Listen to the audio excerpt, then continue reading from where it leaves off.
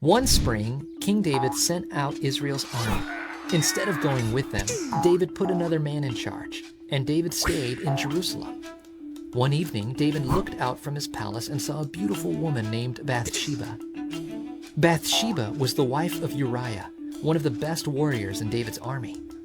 David sent his messengers to get Bathsheba, and she came to David's house.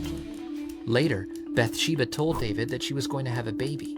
The baby was David's.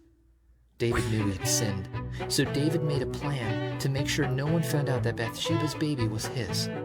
First, David called Uriah home from battle. Then David told Uriah to go spend time with his wife. But Uriah didn't think it was fair for him to relax at home while the other men were at war.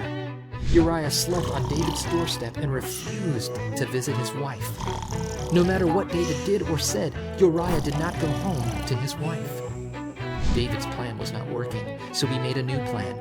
He instructed the leader of the army to send Uriah into the hardest part of battle so that he would be killed. This time, David's plan worked. Uriah was killed in battle. David took Bathsheba into his house to be his wife, and she had a baby boy. God knew what evil things David had done. God sent Nathan the prophet to talk to David. Nathan told David a story. A traveler came to a rich man who had many animals. The rich man did not offer his own animal. Instead, he took a poor man's lamb, the only lamb he had, and he gave it to the traveler to eat. This story made David feel angry. "The rich man should die," David said. "You are the man," Nathan said. God had given David a position of great power, and David took what wasn't his.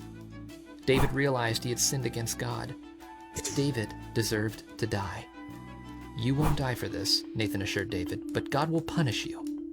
Your son will die instead." When David repented of his sin, God forgave him, but sin always comes with a price.